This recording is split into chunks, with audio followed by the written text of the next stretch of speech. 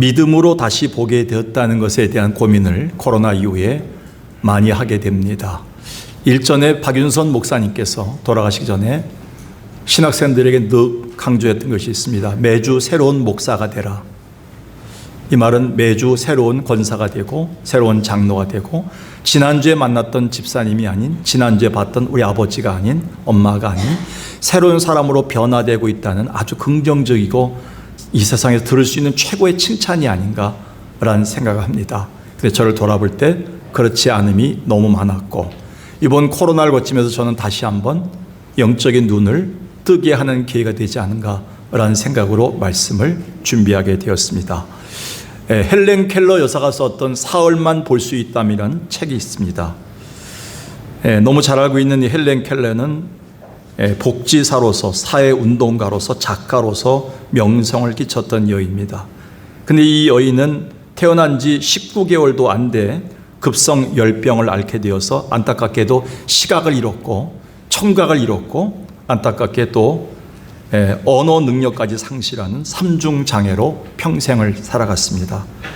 제가 생각했습니다. 어떻게 그렇게 살아갈 수 있을까? 근데 기적적으로 7살 때 하나님의 사랑과 헌신으로 가르쳤던 설리반이라는 선생님을 만나고 그분을 통해 발성법을 배웠고요. 그리고 또한 그녀의 남다른 호기심과 열정으로 명문 하버드 대학을 우수한 성적으로 졸업했습니다. 결국 그녀는 53세가 되던 해에 세상을 보는 제2의 눈이 진정으로 열리면서 이 책을 씁니다. 이 책에서 그녀는 이렇게 얘기합니다. 우리가 본다는 것은 세상에서 가장 큰 축복이다. 물론 세상에서 가장 불행한 것 중 하나는 맹인으로 태어나는 것이지만 그보다 더 비극적인 사람을 봤는데 앞을 볼 수 있으나 그 마음에 꿈이 없고 곧 비전이 없이 살고 있는 사람이다. 여러분은 어떻습니까?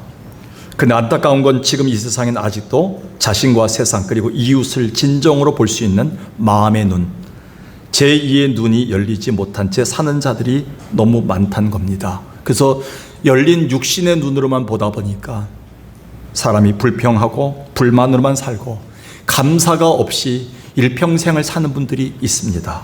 얼굴에 쓰여져 있죠.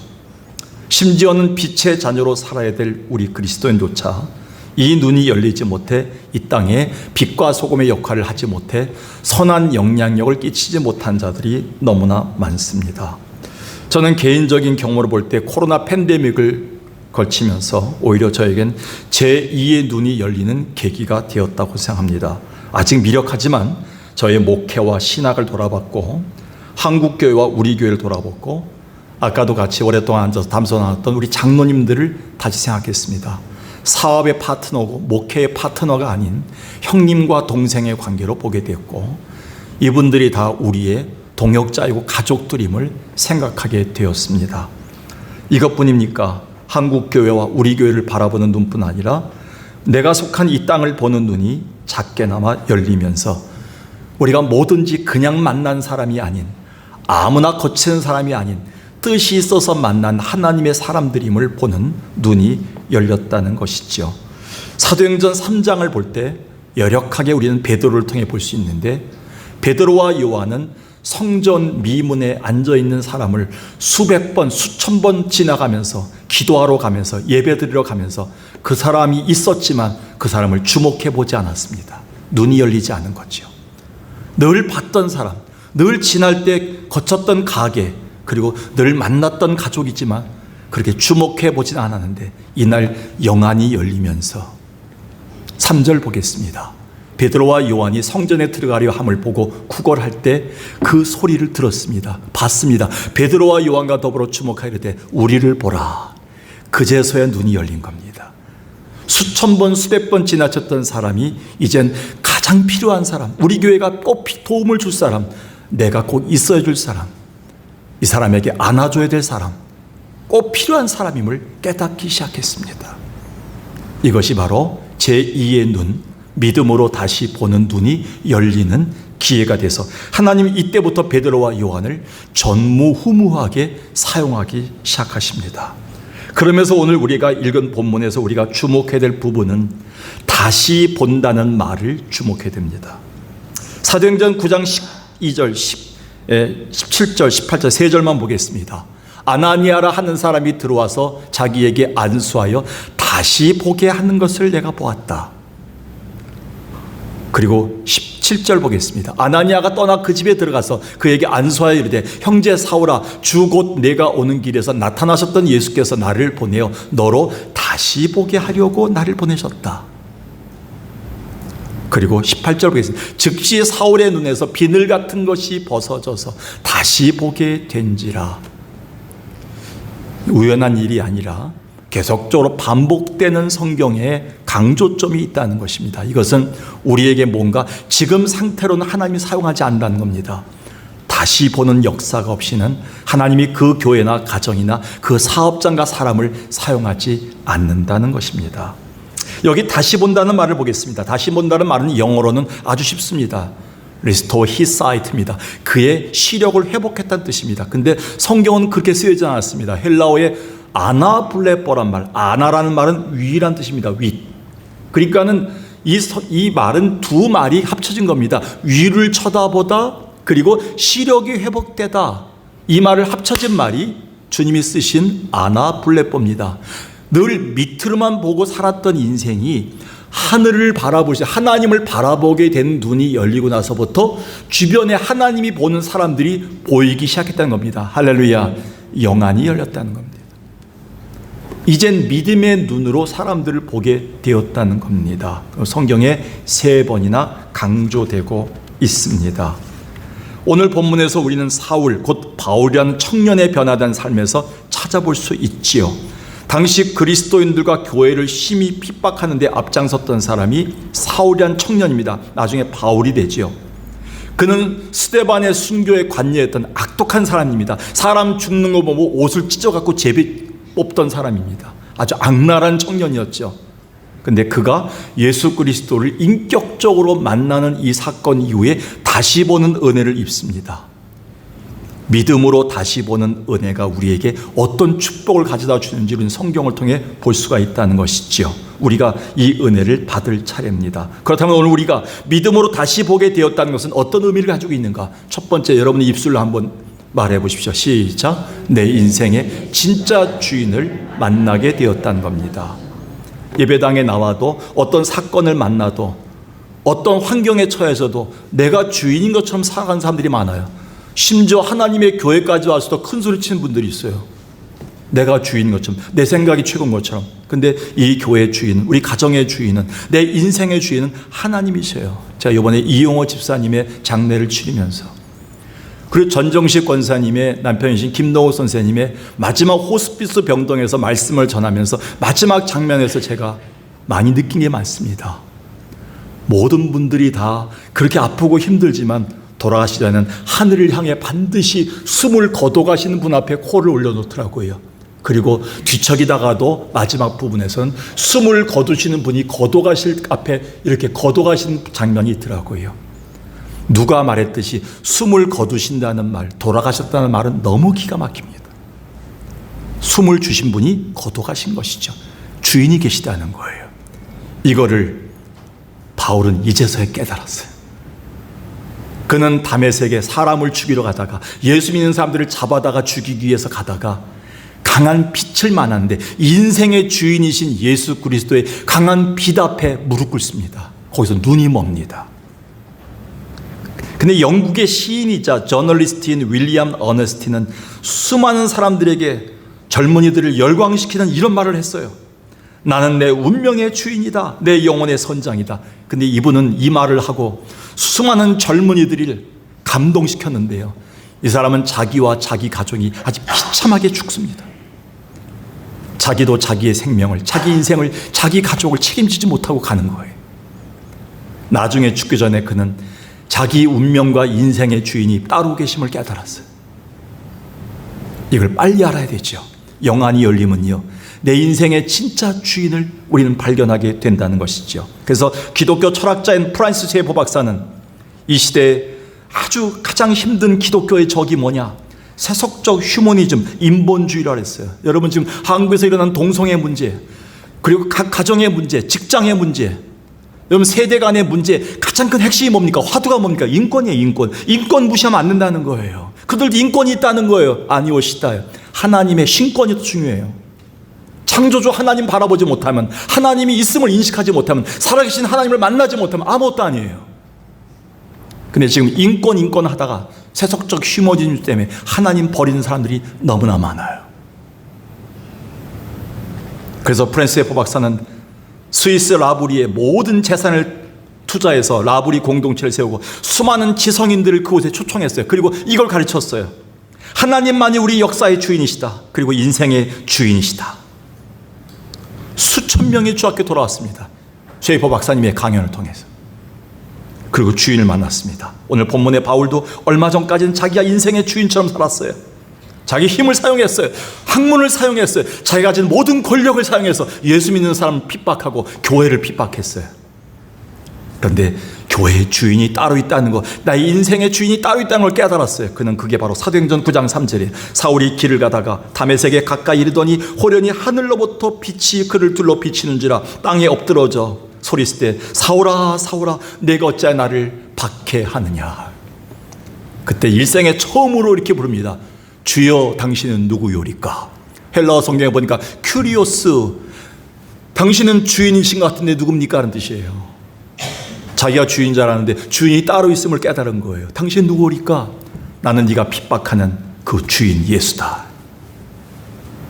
예수님을 1대1 만납니다. 1대1. 이 순간부터 그에게 제2의 눈이 열려서 이때부터 예수가 자기 인생의 주임을 발견하는 순간이고 이때부터 그의 삶은 송두리째 바뀌어버립니다. 9장 18절 이후에 보세요. 몇 절만 보겠습니다. 사울의 눈에서 비늘 같은 것이 벗어져 다시 보게 된지라 일어나 세례를 받고 20절 훈련받을 시간도 없어요. 전도 훈련 가지도 않았어요. 교육받지도 않았어요. 누구한테 교훈받지도 않았어요. 설교 듣지도 않았어요. 즉시로 각 회당에서 예수가 하나님의 아들 주인임을 가르치기 시작합니다. 참을 수 없었어요. 내 인생에 내가 주인이 아님을 깨닫고 예수가 주인임을 가르쳐요. 21절에 듣는 사람들이 다 놀래 자빠집니다. 어떻게 어제까지 예수 핍박하던 사람이 어떻게 예수를 증거하게 되냐. 이게 기독교예요. 22절 보겠습니다. 사울이 힘을 더워서 예수를 그리스도라 증인했다. 여러분, 예수를 그리스도라 증인하면 만왕의 왕이시고 창조주이시고 우리의 모든 문제를 해결하실 인생의 주인임을 고백한 거예요. 그는 그 주인의 빛 앞에 엎드려서 비로소 고백합니다. 만난 거예요. 앞에서 소개해드렸던 헬렌 켈러 여사, 우리가 볼 때는 얼마나 힘든 인생입니까? 삼중 장애를 앓은 사람이에요. 어떻게 살 수 있겠나요? 보이지 않고 말할 수 없고 들을 수 없으니. 근데 그는 이런 고백을 합니다. 나는 나의 역경에 대해서 하나님께 감사합니다. 왜냐하면 나는 그런 역경 때문에 나 자신과 내가 해야 될 일, 그 무엇보다도 나의 주, 나의 하나님을 발견했기 때문입니다. 그는 그의 역경이 인생의 주인을 만나게 했다는 거예요. 여러분, 헬렌 켈러 여사처럼 평생을 맹인으로 살았던 여인이 있습니다. 페니 G 크로스비 여사. 이 여사는 어느 날 불평으로 살다가 예수 그리스도를 만난 순간 그녀에게 영안이 열리는 다시 보는 은혜를 입습니다. 그리고 그 순간 인생의 진짜 주인이 예수님을 발견하기 시작해요. 그리고 그 순간에 자기가 자랑했던 업적들을 다 내려놓습니다. 자기 이름을 다 내려놓습니다. 나도 없고 세상도 없고 나를 구원하신 주님만 보이도다. 이것이 나의 간증이요 이것이 나의 찬송일세. 나 산 동안 끊임없이 구주를 찬송하. 3절만 부르겠습니다. 잘 보세요. 간증. 주 안에 기쁨 누림으로 마음의 폭랑이 내가 없어지는 거, 내가 없어져 세상이 없어져 세상도 없는 간곳 누구만 보입니까? 진짜 주인 속한 주만 보이도다. 아멘. 이것이 나의 간증이요 이것이 나의 주의 찬송일세 나산 동안 끊임없이 구속한 찬송하리로다. 아멘. 여러분, 우리의 믿음으로 다시 보게 되므로 내 인생의 진짜 주인을 보는 눈이 열리기를 주의 이름으로 축원합니다. 두 번째 한번 읽어볼까요? 시작. 내 인생의 진정한 미션을 발견하게 되었다는 겁니다. 여러분, 미션이 뭡니까? 영화 제목이 아니라 내가 할 일, 나를 병원에서 태어나게 하신 하나님의 이유, 나를 여기까지 인도해서 석강교회 오게 하신 이유, 수많은 교회 중에 이 교회를 선택하게 하신 이유, 나를 장로 되게 하신 이유, 나를 권사 되게 하신 이유, 나를 아버지 되게 하신 이유, 이 가정을 선택하게 하신 이유, 이 가정에 결혼하게 된 이유, 이 모든 것을 보는 눈이 열렸다는 거예요. 그게 미션입니다. 미션. 이걸 모르면요, 사람 방황합니다. 날마다 불평합니다. 날마다 시험 듭니다. 날마다 내가 사는 이유를 모릅니다. 어둡습니다. 흔들립니다. 내가 왜 사는지, 무엇 때문에 왔는지 우리 인생은 방황할 수밖에 없어요. 그래서 바울은 이렇게 경고했어요. 고린도 교회에게, 고린도서 9장에 보니까 나는 내가 다른 박질하는 목회를 하고 있는데, 전도하고 있는데 향방 없는 것 같이 아니한다. 허공을 치지 않는다. 뭐예요? 목표가 있다는 거예요. 표대가 있다는 거예요. 분명히 해야 될 이유가 있다는 거예요. 향방이 있다는 거예요. 목표를 갖고 왔다는 거예요.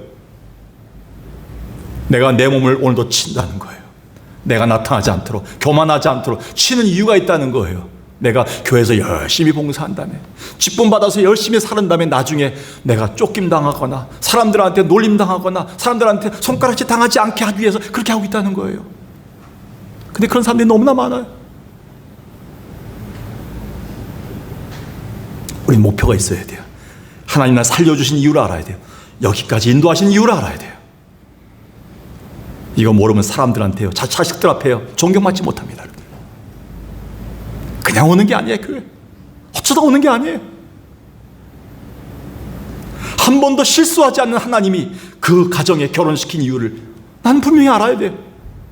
수많은 교회 중에 이 교회를 선택한 이유를 알아야 돼요. 그리고 수많은 사람 중에 이 분을 나의 남편으로 만난 이유를 알아야 돼요. 우리가 그건 영안이 열리지 못하면요, 알지 못하는 겁니다.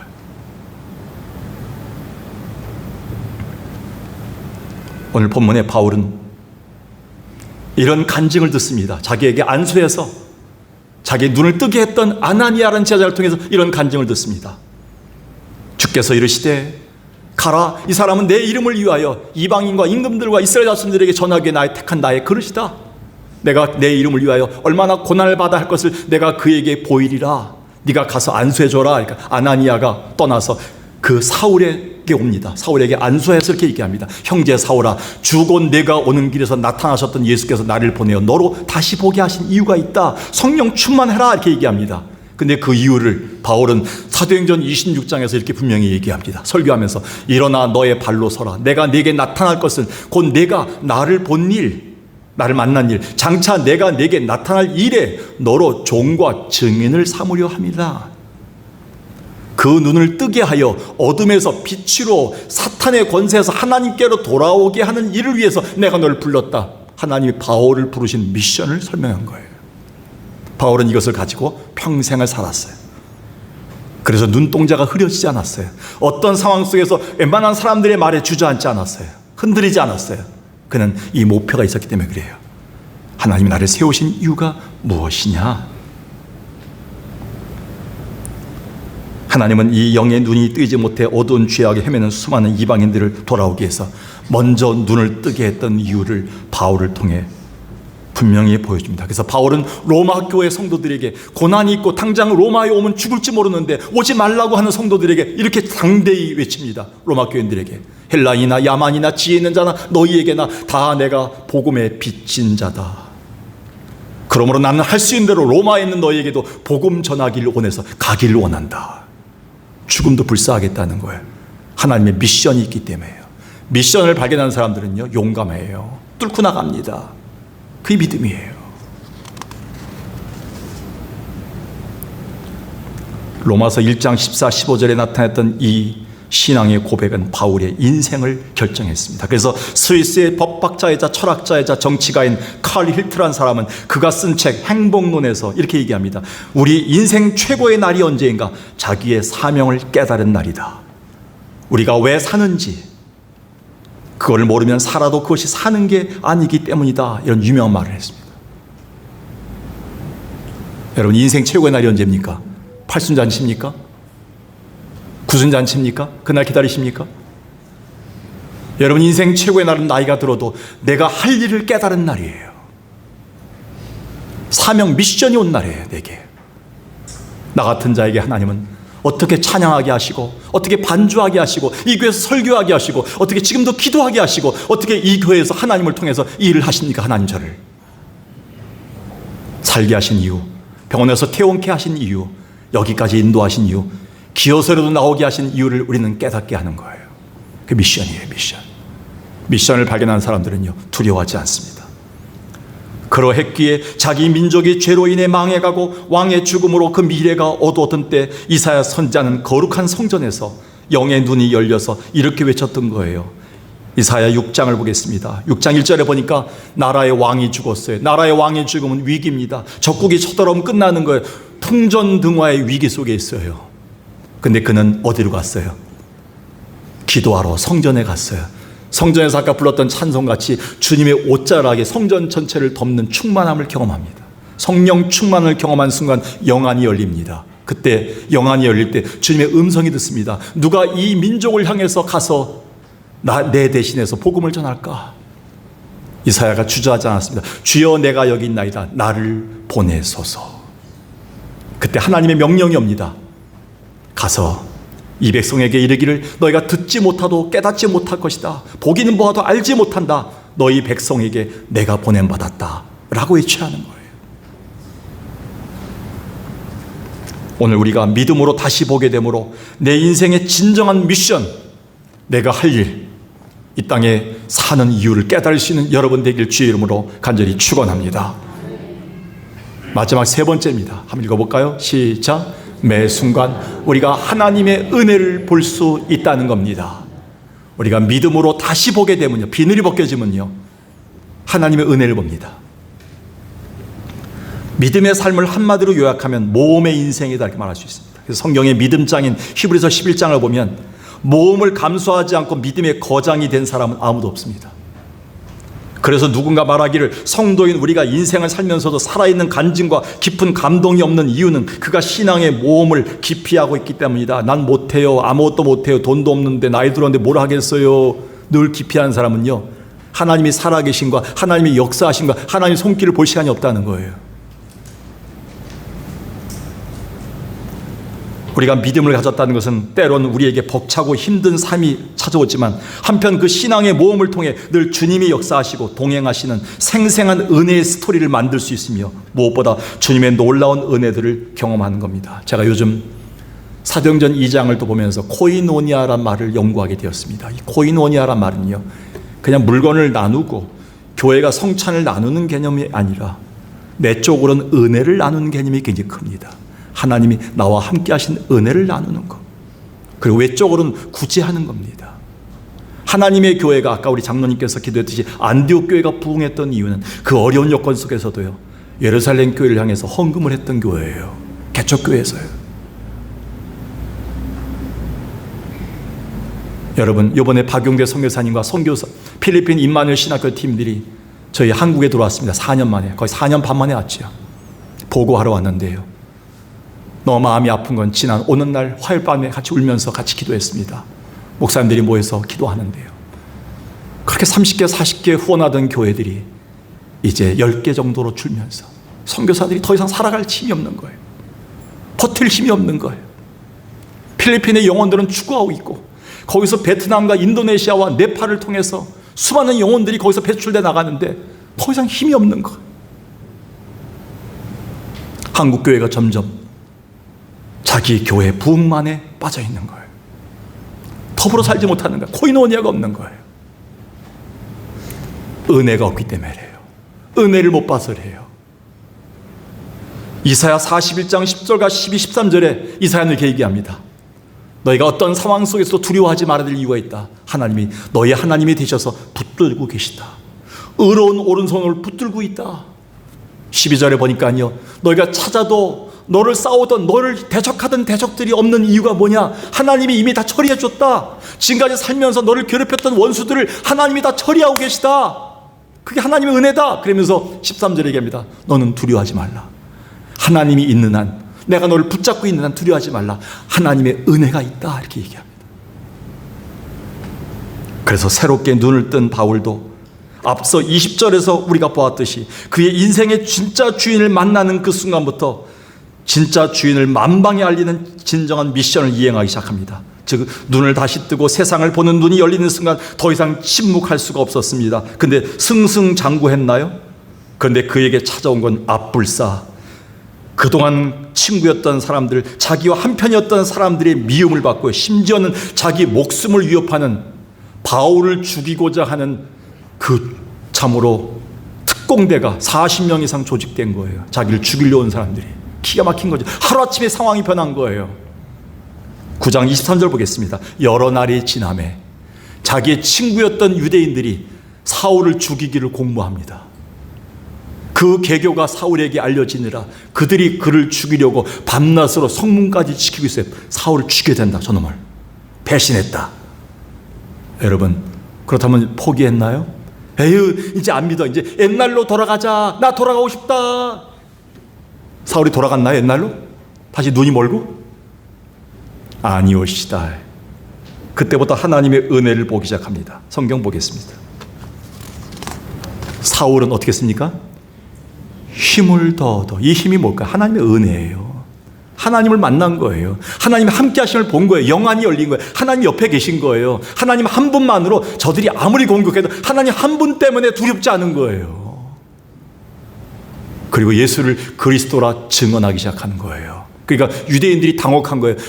사울을 죽이려고 하다 도망가는 거예요. 근데 23절, 여러 날이 지나면 유대인들이 사울 죽이기를 공모하더니 25절, 갑자기요, 느닷없이 어떤 제자들이 나타나갔고요, 밤에 사울을 광주리에 담아서 성벽에서 달아 탈출시킵니다.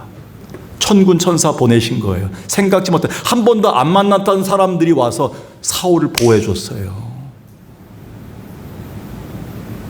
여러분, 우리가요, 하나님의 일을 하려고 작정하고 아멘하고 들어가면요, 하나님의 은혜를 계속 보게 될 줄로 믿습니다. 근데 아무것도 안 하고요, 난 못해요, 힘들어요, 아무것도 될 게 없어요 라고 그냥 가만히 기피하면요, 아무 일도 일어나지 않습니다. 아무 사건들이 일어나지 않습니다. 하나님의 교회, 하나님 여러분의 가정, 여러분의 사업장에 아무런 은혜의 역사가 나타나지 않습니다. 우리가 전도하려고 하면 사탄의 공모가 있고 어려움이 있더라도 그걸 극복할 수 있는 하나님의 은혜가 오는 순간 담대해지기 시작하면서 역사가 나타나는 거예요. 이게 하나님의 일입니다. 우리 주님을 진정한 인생의 주인으로 삼고 복음의 소명으로 미션을 삼았던 바울은 이런 위협 속에서도 때마다 하나님의 힘을 공급받고 하나님의 은혜의 스토리를 써내려갈 수 있었던 겁니다. 오늘 우리도 믿음으로 눈이 열리게 되면 은혜를 보게 되고 은혜를 입게 됩니다. 그게 영안이 열리는 거예요. 그래서 누구보다도 이 영안이 열렸던 사람은 바울의 동역자였던 선배 바나바입니다. 바나바는 안디옥 교회, 개척교회가 부흥한다는 소식을 듣고 이게 웬일이냐, 그 개척교회가 어떻게 부흥하냐, 그래서 바나바를 보냅니다. 덕망 있는 바나바를. 그 교회 가서 감사 한번 해보자. 먼 길을 와서요, 바울이 얼마 전에 지진으로 무너졌던 그 안디옥, 터키 안디옥 지방을 갑니다. 거기 가서 그 개척교회를 들어가는 순간 뭘 봤어요? 23절, 그가 이르러 뭘 봤어요? 하나님의 은혜만 보였어요. 할렐루야. 하나님의 은혜가 먼저 보여야지만 영안이 열린 거예요. 이 교회 단점이 이래. 이 교회는 이것 때문에 문제야. 저 집사님은 저것 때문에 문제야. 저 집사님은 저것 때문에 문제야. 아이고, 저것 때문에 안 되는구나. 아이고, 저 집사님 왜 저래. 날마다 교회 와서 단점 지적하고요, 날마다 불평하고요, 불만한 사람, 은혜의 눈이 열리지 않는 거예요. 여러분, 바나바는요, 하나님의 은혜를 먼저 보는 자가 됐어요. 그래서 어떻게 했어요? 뭐가 생겼어요? 불평이 생겼어요? 기쁨이 생겼어요. 하나님이 이곳에서도 역사하는구나. 부족한 이 교회를 통해서도, 부족한 저 집사님을 통해서, 부족한 우리 남편을 통해서도 하나님 역사하는구나. 부족한 우리 아들을 통해서도 이 가정이 이끌어가는구나. 하나님의 은혜를 먼저 보는 거예요, 우리가. 격려가 나오는 거예요. 이렇게 신앙이라는 모험 인생을 살다 보면 위기를 만날 때마다 우리는 그때 주저앉는 것이 아니라 연약한 우리를 매 순간 하나님이 보호하시고 붙잡아 주시는 그 은혜를 우리는 경험하게 되는 겁니다. 그 영안이에요. 그래서 시편 기자는 이렇게 얘기했어요. 시편 34편에서 의인이 부르짖음에 여호와께서 들으시고 그들의 모든 환난에서 건지셨도다. 하나님은 자랑하고 주장하는 자들을 가까이 하지 않으시고 지금도 마음 아파하고 힘들어하고 엎드리는 자들, 가난한 자들을 하나님 가까이 하시는 분임을 깨달았다. 이게 은혜예요. 그러면서 20절에 뭐라고 얘기합니까? 19절에 의인은 고난이 많으나 뭐예요? 여호와께서 모든 고난에서 건지신다. 은혜가 더 많다는 거예요. 그의 모든 뼈를 보호하시며, 일부 예배 때도 말씀드렸습니다. 제가 어제 장로님하고 또 권사님하고 같이 이게 제 차로 이렇게 장례식장 가면서 돌고 지역을 지나가는데 양쪽 사방에다 옛날에 만모 정형외과 하나 있었는데 지금은 옆에 효모 정형외과서부터 다 뼈 고치는데요. 그 돈 엄청나게 쓰고요. 또 보험에서 전화까지 와요. 자주 가면 몸이 낫습니까? 하면서 또 보험 너무 쓴다는 거예요. 보험료. 참 뼈 고치기도 힘들어요. 관절 보국 먹어야 돼요, 우리가요. 그런데요, 자 20절 읽겠습니다. 영안이 열리면 어떻게, 하나님이 어떤 은혜가 있는가? 시작. 그의 모든 뼈를 보호하심이요 그 중에 하나도 꺾이지 아니하도다. 뼈 아프신 분들 날마다 이거 외우시기 바라겠어요. 정형외과부터 가지 마시고요, 날마다 관절 보궁부터 듣지 마시고요, 그의 모든 뼈를 보호하심이요 그 중에서 하나도 꺾이지 않게 하신다. 뼈를 만드신 분이 누구예요? 정형외과 의사 아니에요. 하나님이세요. 우스갯소리로 얘기하는 게 아닙니다. 하나님이 약속하셨어요. 의사가 못하는 부분 하나님의 은혜입니다.